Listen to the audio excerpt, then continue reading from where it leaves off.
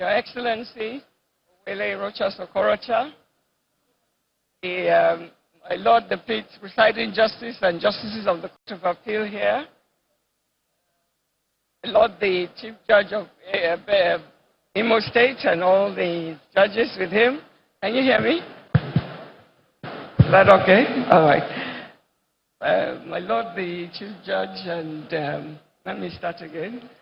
Your Excellency, the Executive Governor of Imo State, Wele Rocha Sokorocha, my Lord the Chief Presiding Justice of the Court of Appeal, and all the justices of the Court of Appeal here present, my Lord the Chief Judge of Imo State and all the judges of Imo State here present, my Lord the Chief Judges of Ebonyi, Enugu, Anambra, and Abia, and all the judges that they came with, my ladies and gentlemen, and all other judges from everywhere, and members of the press. I stand here representing the Acting Chief Justice of Nigeria, Honorable Justice Dr. Ibrahim Tanko Mohammed, who was supposed to be here personally, but something came up and he had to leave Abuja, and he asked me to please accept the honor on his behalf and make sure, and he minuted it to me to make sure I am here to personally apologize for his not being here. He would have been totally overwhelmed with the welcome I received on his behalf when a little boy met me at the airport to give me a rose, and I had all the people that came to meet me, and wonderful reception that I've received on his honor. And when I get back home to Abuja, I shall stand in front of him and say, my Lord, I'm just going to take it off me and hand it back to you because I'm just here representing him. It's an honor. And first of all, we have to thank God. We thank God for the vision put in His Excellency that came to fruition, that we're able to actually be here to commission this wonderful project, which must be the only one in the whole country. I doubt if there's any state in this country that has a high court complex like this one. So we say thank you. We thank God on his behalf of the governor. We thank God on behalf of the judges of the High Court. We thank God on behalf of the people of Imo State that this came to pass and that we are here to commission this place live for everybody. I want to say that looking at it from a broad perspective, when we drove in and I saw the buildings marked justice, fairness, equity, and fairness, it just reminds me of what they say. You know, when you listen to these, what do they call them? All these people that, motivational speakers, they tell you, or the Buddhists and things, they call it like a mantra, that what you want to be, you keep repeating in your mind. What you want to do, you keep putting it over and over in your mind. And I just imagine that if I came as a judge of Imo State, and walked in here every day and I see justice, fairness, and equity. No, it's fine. I'm fine. Thank you. I'm fine. I'm fine. Thank you. And you see justice, equity, and fairness, no matter what you want to do, those words are imprinted on your mind.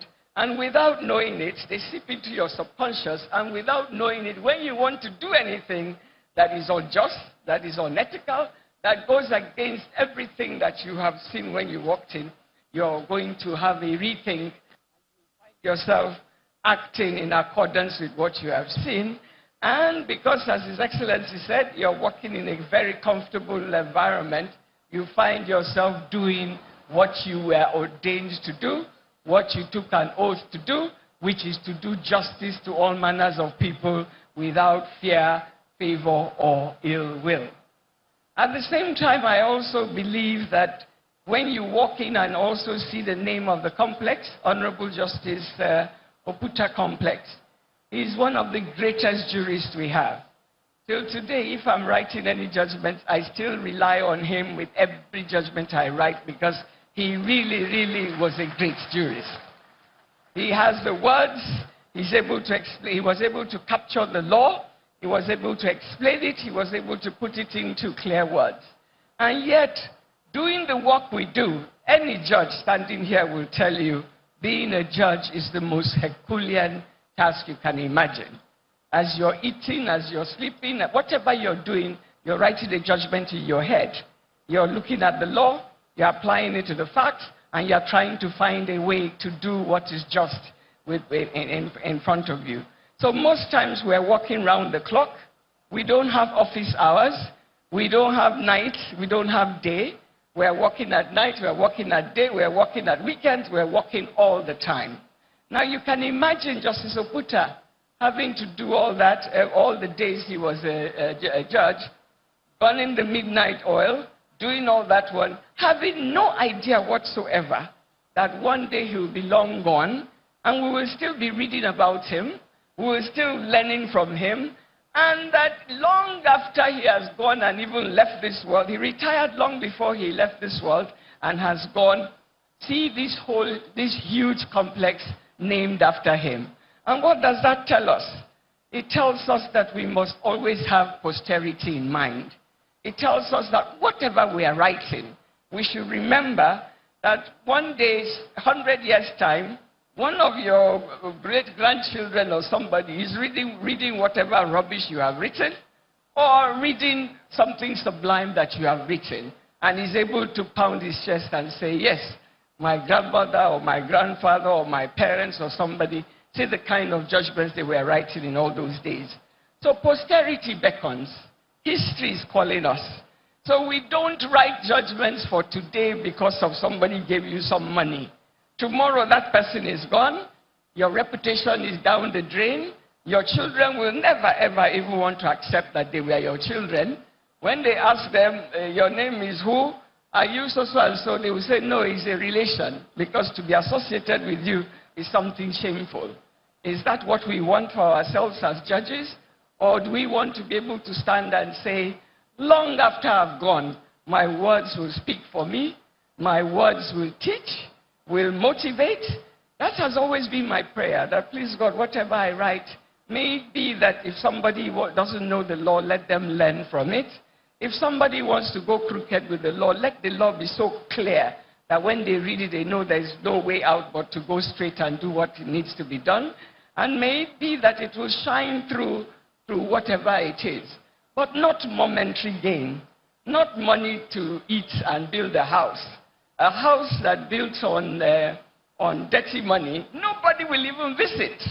You build a huge complex with all the stolen money, and nobody wants to come near the house. Nobody will even go in there to see it.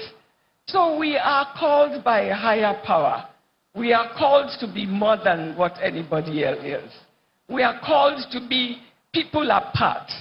Being a judge, unfortunately, in the circumstances in which we find ourselves now, with the judiciary on its knees, may it be a temporary thing. I pray seriously that it's a temporary thing, that who we are as judges will shine through and dissipate all this darkness and take us back to where we have to be. That we are greater than we are, than we think we are. And that all what we write will have to live with us. So I am, on behalf of the Acting Chief Justice of Nigeria, I say, please, on his behalf, we say thank you so much to the Governor of Imo State, Owele Rocha, for doing what he did. May God bless him for the vision he had, which he carried out, to ensure that when your judges of Imo State, their appeals will go to Court of Appeal, and it will come to Supreme Court, and it may be that when I read it, or when we all read it, we will say, yes, they were in very comfortable surroundings. They were reminded every day that they had to abide by justice, equity, and fairness, and that all of it came to pass, and that the judgment we are reading came through from such benevolence and wonderful base or foundation. So on behalf of the Acting Chief Justice of Nigeria, we say thank you so much, and I'm here to commission the building on his behalf. Thank you so much.